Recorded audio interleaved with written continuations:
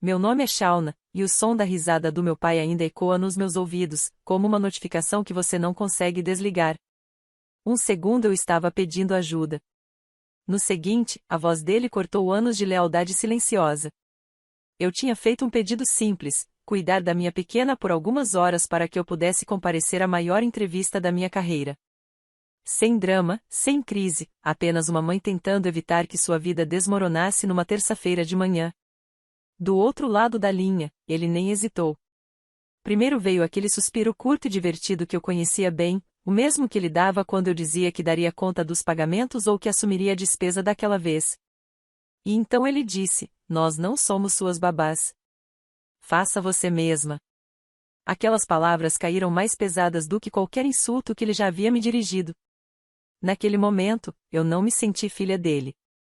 Me senti como um caixa eletrônico que finalmente cuspiu um recibo. Saldo esgotado. Cada memória de transferências noturnas, contas de emergência e resgate silencioso se alinhou na minha cabeça como débitos em um extrato, com meu nome no topo e a assinatura dele em lugar nenhum. Algo em mim parou de ceder. Eu não discuti.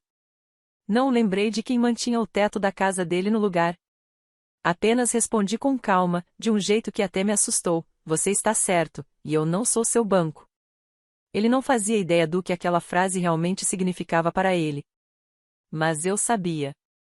Antes de contar o que aconteceu depois daquela ligação, responda uma coisa: que horas são aí onde você está? E você já se sentiu como o banco da sua própria família? Mais tarde naquela manhã, a casa parecia ter sido esvaziada de som e paciência ao mesmo tempo. Fiquei na cozinha com o celular na mão, não porque esperava que meu pai ligasse de volta, mas porque sabia que ele não ligaria. Essa era a parte que doía menos. O que cortava mais fundo era como o desprezo dele parecia tão familiar, depois que o choque passou. Abri o navegador no celular e procurei por serviços de emergência para cuidar de crianças, aquele tipo de serviço que eu sempre achei que era para pessoas com empregos maiores e famílias mais organizadas. O valor por hora apertou minha garganta, mas pelo menos oferecia algo que meus pais nunca me deram de forma consistente: confiabilidade. Reservei uma cuidadora para o horário da entrevista, digitei os dados do cartão e confirmei. Era caro, mas era meu. Sem sermão, sem suspiro, sem culpa. Com isso resolvido, a adrenalina começou a ir embora, deixando um tipo de consciência mais lenta e pesada. Entrei na sala e sentei na beira do sofá, sentindo a manhã se repetir na minha cabeça. Não apenas a ligação, mas anos de momentos empilhados atrás dela, transferências noturnas marcadas como ajuda temporária, pagamentos de hipoteca que deveriam ser apenas até a situação se equilibrar, aniversários em que meu presente era cobrir uma crise em vez de embrulhar algo numa caixa. As imagens vinham em flashes rápidos, não em cenas completas. Meu pai me entregando um monte de envelopes e dizendo que não conseguia entender nada. Minha mãe insinuando que a casa não resistiria a mais um pagamento perdido. Sabrina aparecendo com um celular novo e a mesma velha história de por que não podia pagar o aluguel naquele mês. Cada vez que eu intervinha, dizia a mim mesma que conseguiria lidar com aquilo e seguia em frente antes que o ressentimento tivesse tempo de endurecer. Eu costumava acreditar que isso me fazia forte. Agora, só me fazia sentir usada. Peguei meu laptop na mesa de centro e abri o documento onde eu mantinha meu próprio orçamento. Não era um detalhamento completo do que eu já havia feito por eles, apenas anotações para não perder o controle de quanto do meu futuro eu já tinha gasto com o passado deles. Linha após linha me lembrava de que a hipoteca não era um resgate único. Era um padrão. Eles tropeçavam, eu pagava, e ninguém jamais perguntava quanto aquilo me custava. No meio daquela lista, havia outro nome. Sabrina, não escrito como irmã, mas como uma obrigação mensal. Cada vez que ela mudava de apartamento, trocava de emprego ou precisava de um recomeço, algo era retirado da minha conta para manter seu estilo de vida. Eu permitia, dizendo a mim mesma que ajudá-la era mais fácil do que ver meus pais entrarem em pânico por causa das escolhas dela. Em algum momento, eu me tornei a solução silenciosa de que todos dependiam, sem nunca dizer isso em voz alta. Pela janela, vi minha vizinha Helena saindo para a varanda, ajustando um vaso pendurado. Ela me acenou de leve quando percebeu que eu estava olhando. Helena morava sozinha, pagava suas próprias contas e nunca deu a entender que alguém lhe devia algo. Não éramos próximas, mas sua presença firme e autossuficiente me lembrava que a vida adulta não precisava se parecer com a bagunça que eu vivia limpando. Fechei o laptop e deixei meu olhar repousar no relógio de parede. O tempo seguia em frente, independentemente de minha família se adaptar ou não. A entrevista ainda me esperava. Minha filha ainda precisava de estabilidade.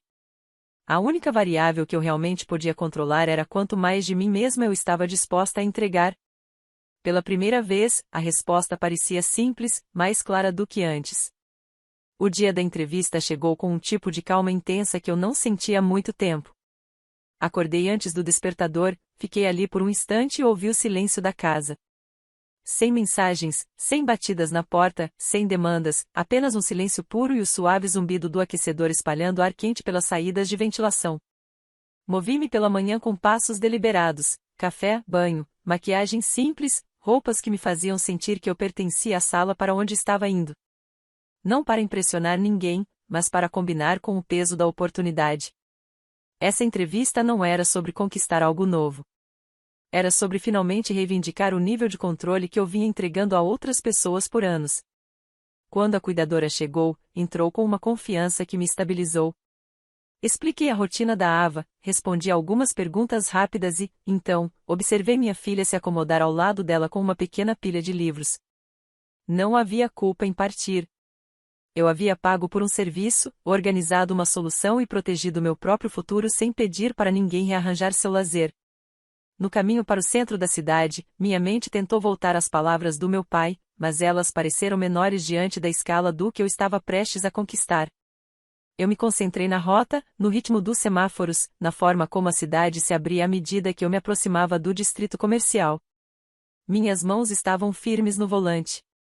Minha respiração acompanhava o ritmo das setas de direção.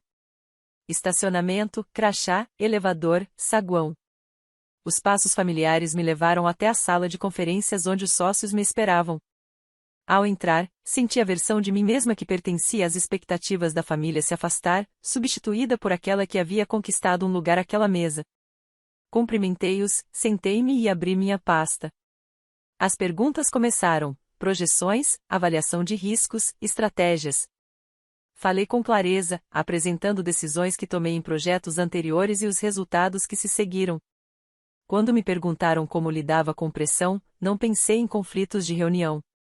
Pensei nas ligações noturnas dos meus pais, nas dívidas que não criei, no caos que transformei em estrutura. Traduzi isso para uma linguagem que eles compreendessem: priorizar, reestruturar, recusar deixar o barulho ditar os resultados. No meio da entrevista, meu celular vibrou dentro da bolsa. Uma vez, depois novamente. Não o alcancei. Qualquer crise que estivesse acontecendo do outro lado poderia esperar. Pela primeira vez, permiti-me ser inatingível. A entrevista entrou em uma camada mais profunda de questionamentos. Queriam saber como eu via o futuro da empresa, onde eu lutaria por mudanças, o que eu acreditava que valia a pena defender. Respondi com uma firmeza que até me surpreendeu.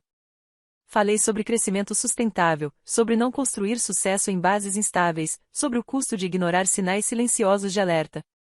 Quando terminou, houve uma pequena mudança na sala. Alguns acenos, uma leve sensação de alinhamento, nenhuma promessa, mas algo próximo de respeito. Saí sem repetir mentalmente cada palavra que havia dito. Não havia nada para consertar, nenhum pedido de desculpas para ensaiar na minha cabeça. No carro, finalmente olhei para o celular. A tela estava cheia de chamadas perdidas e mensagens dos meus pais e da Sabrina. Sem explicações, sem contexto visível apenas na prévia. Ainda não abri nenhuma. O motor ligou suave enquanto eu começava a dirigir de volta para casa. A cidade parecia diferente daquela manhã, não porque tivesse mudado, mas porque eu finalmente parei de centrar minha vida em quem poderia ligar em seguida. Quando virei na minha rua naquela noite, o céu já estava em um tom escuro que fazia tudo parecer suspenso. A casa parecia a mesma por fora. Mas ao atravessar a porta da frente, soube que algo entre mim e minha família havia mudado. A cuidadora me encontrou no corredor com um sorriso pequeno e um rápido resumo da tarde da Ava. Ela estava calma, contente e pronta para o jantar. Isso era tudo que eu precisava. Paguei a taxa, agradeci e a vi sair com uma eficiência silenciosa que eu queria que meus próprios parentes tivessem algum dia demonstrado. Só quando a porta se fechou é que olhei para o celular. A tela se iluminou com uma parede de chamadas perdidas e mensagens de voz, os nomes dos meus pais empilhados uns sobre os outros e o da Sabrina lá embaixo. Não esperava um pedido de desculpas. Só pelo volume dava para perceber que não se tratava de remorso. Era pânico. Coloquei uma panela de água para o macarrão antes de apertar play na primeira mensagem de voz. A voz do meu pai saiu alta e tensa. Ele não começou com um alô. Foi direto para uma reclamação sobre um cartão ter sido recusado no supermercado, sobre ficar na fila com o carrinho cheio enquanto o caixa dizia que a transação não iria passar.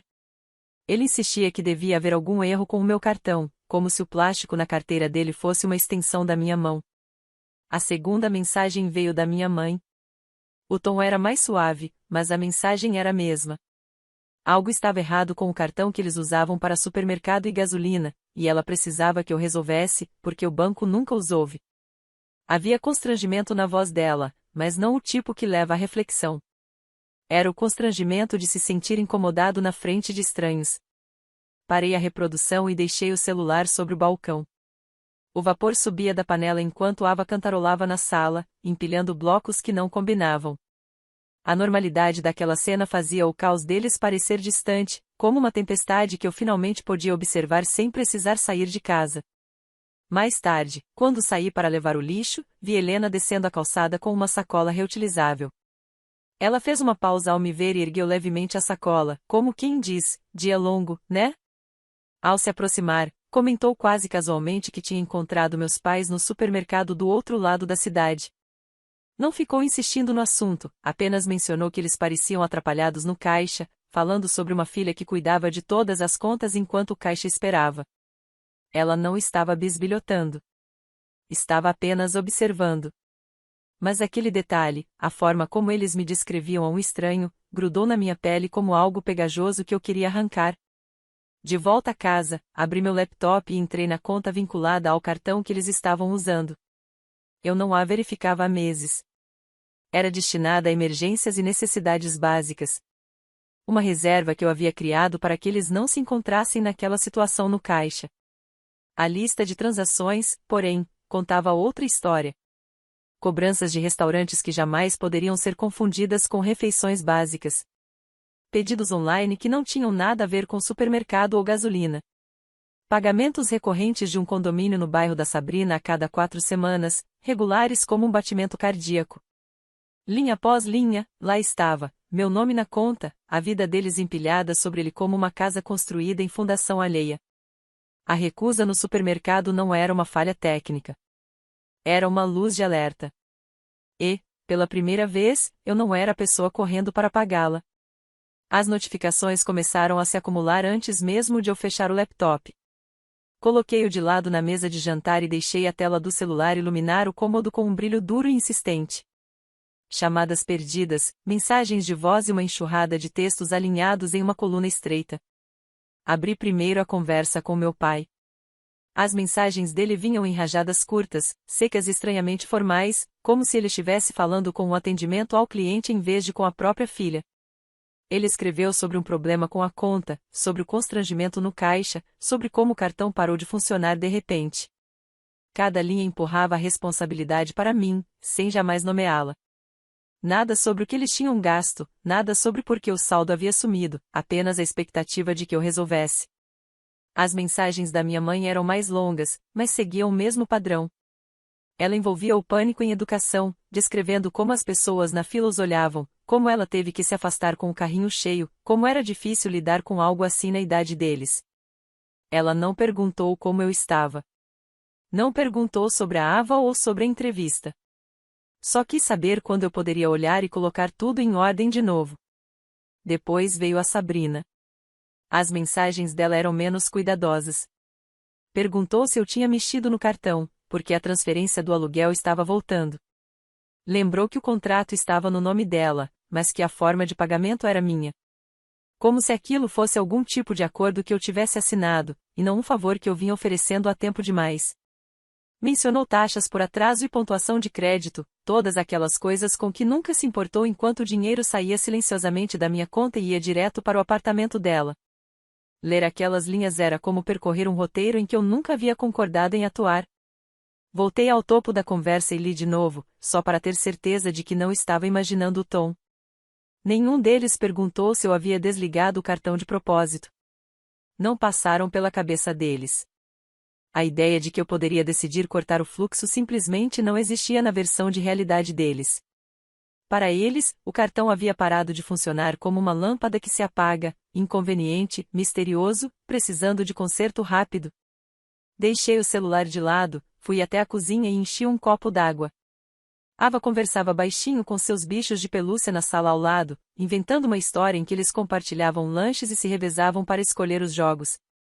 O contraste apertou minha garganta. Na mesa, o celular vibrou novamente. Desta vez, peguei-o e encarei a conversa aberta com olhos firmes.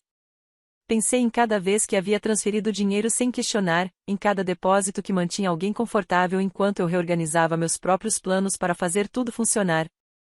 Pensei em como eles haviam descartado tão facilmente um pedido simples de ajuda com minha filha, e como agora exigiam ajuda para o próprio conforto. Pela primeira vez, não pensei demais na minha resposta.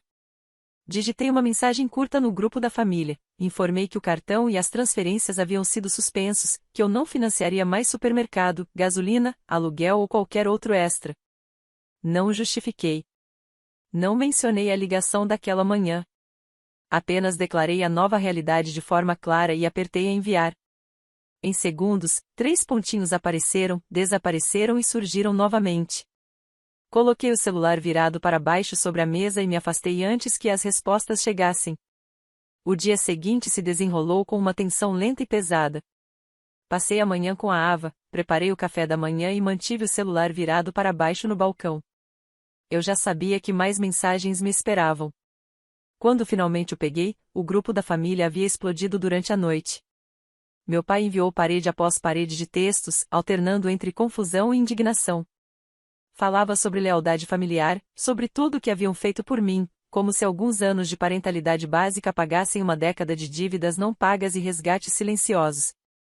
Minha mãe acrescentou linhas sobre estresse e saúde, insinuando que toda a situação era demais para eles. Sabrina focou apenas em si mesma. Avisou que o proprietário não esperaria, que as multas por atraso se acumulavam, que ela não podia simplesmente sacar dinheiro do nada. Quanto mais eu lia, mais claro se tornava o padrão. Nenhum deles perguntou por que eu havia parado de pagar. Nenhum perguntou quanto me custou começar. Eles não queriam explicação. Queriam o sistema antigo de volta. Fechei a conversa sem responder. Em vez disso, abri uma outra série de abas no laptop, meu banco, a conta da hipoteca, as transferências automáticas que eu havia configurado anos atrás. Ver meu nome vinculado àqueles pagamentos trouxe uma clareza fria. Todo mês, uma parte do meu salário saía silenciosamente para manter uma casa de pé na qual eu não morava. Quando as coisas apertavam, eu cortava meus próprios gastos, pulando viagens, adiando reparos, reduzindo tudo que parecia opcional. Meus pais nunca souberam desses detalhes.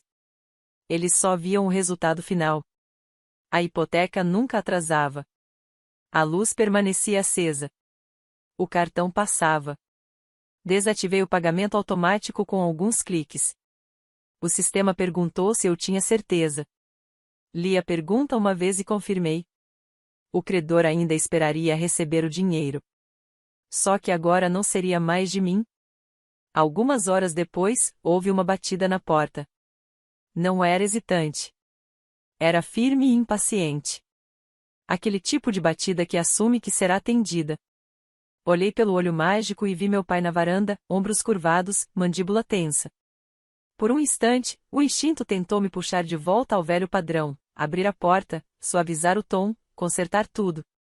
Em vez disso, saí, deixando a porta quase fechada atrás de mim para que Ava não ouvisse. Ele começou a falar rápido, despejando as palavras apressadamente. Mencionou o cartão, o aluguel, o aviso de hipoteca que havia chegado na caixa de correio deles naquela manhã. Lá estava, a primeira consequência real finalmente alcançando-os. Um lembrete de que o dinheiro não aparece só porque alguém insiste que deveria.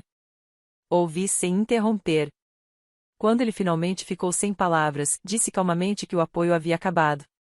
Não pausado, não em revisão, não negociável, acabado. Lembrei-o de que a casa era responsabilidade dele, que o empréstimo estava em seu nome, e que agora o credor esperava que fosse ele, não eu, a se apresentar. O rosto dele mudou da descrença para a raiva, e depois para o medo. Perguntou como eu podia fazer aquilo com a própria família. Pensei em todas as vezes que eu havia feito algo por eles às custas de mim mesma. A pergunta parecia invertida. Não fiquei muito tempo na varanda. Não discuti, não expliquei. Repeti a mesma frase mais uma vez e disse que ele precisava ligar para o banco sozinho. Quando fechei a porta, sua silhueta se borrava atrás do vidro fosco. A culpa que eu esperava não veio. O que se instalou em seu lugar foi uma percepção silenciosa. Pela primeira vez, o futuro deles dependia das próprias escolhas, e não das minhas. Semanas se passaram com uma quietude que mal reconhecia, mas não silêncio. Ava ainda cantava para seus brinquedos e fazia perguntas sem fim, mas o zumbido de crise ao fundo havia desaparecido. Não havia mais transferências automáticas drenando minha conta. As ligações continuavam chegando, depois diminuíram para mensagens de voz. Eu nunca retornava. O tom deslizou da indignação para súplicas e depois para uma confusão plana. Minha mãe mencionava reuniões com o credor. Meu pai soava ofendido porque o problema se recusava a se resolver sozinho, do jeito que sempre acontecia quando eu pagava nos bastidores. Uma tarde, no escritório, eu vi. Um anúncio imobiliário da minha casa de infância apareceu em um site local. As fotos eram claras. Os cômodos estavam encenados, mas eu conhecia cada canto daquela casa. A legenda dizia vendedores motivados. Não precisava de mais detalhes. Eles estavam tentando vender antes que o banco tomasse a decisão por eles. Por um momento, algo apertou meu peito. Não pelas paredes ou pelo quintal, mas pela ideia de família que eu vinha sustentando muito depois de ela ter parado de existir de fato. A versão mais jovem de mim queria transferir dinheiro, fazer ligações, criar um último pouso suave. A mulher que eu me tornara sabia que outro resgate me arrastaria direto de volta para o papel do qual eu acabará de sair. Fechei a aba e voltei ao trabalho. Fragmentos das consequências chegavam através de parentes distantes e das bordas borradas das redes sociais. Meus pais acabaram em um aluguel menor do outro lado da cidade, um lugar com carpete antigo e paredes finas, em vez de pisos polidos e ruas silenciosas. Não houve mais gastos casuais em restaurantes. Eles finalmente passaram a viver com o que realmente tinham, em vez do que eu podia ser pressionada a fornecer. Sabrina também não escapou da mudança. Sem meu cartão cobrindo o aluguel, ela deixou seu apartamento solo e passou a dividir com colegas de casa. Arrumou um emprego regular, com horário fixo e um gerente que se preocupava mais com folhas de ponto do que com sentimentos. Suas postagens mudaram de fotos de brunch cuidadosamente planejadas para reclamações vagas sobre estresse e pessoas sem apoio. Reconheci-me entre as linhas e rolei a tela. Minha própria vida não se tornou um conto de fadas. Tornou-se estável. A promoção chegou. Meu novo cargo trouxe mais trabalho e uma voz mais alta à mesa.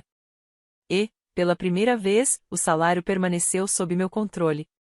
Em vez de desaparecer em crises alheias, o dinheiro foi para um fundo de emergência com meu nome nele. Para pequenas viagens com a Ava, para melhorias lentas em uma casa que realmente nos pertencia.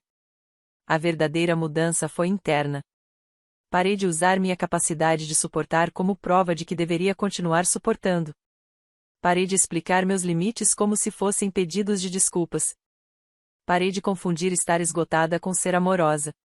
Se há uma lição aqui, é esta: ajudar alguém não é a mesma coisa que carregá-lo. Em algum momento, o eu te seguro silencioso se transforma em pise em mim. E se você nunca se afasta, eles nunca aprendem a se sustentar por conta própria.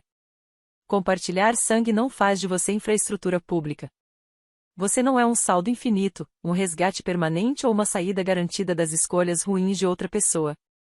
Você tem o direito de decidir até onde vai seu apoio. Se você já se sentiu como a rede de segurança ambulante da sua família, espero que minha história te faça se fazer uma pergunta difícil: o que realmente aconteceria se você parasse de segurar todo mundo? Obrigada por ficar comigo até o fim. Se alguma parte disso soou desconfortavelmente familiar, compartilhe sua história nos comentários. Alguém pode precisar da prova de que não é a única pessoa que finalmente decidiu fechar o cofre.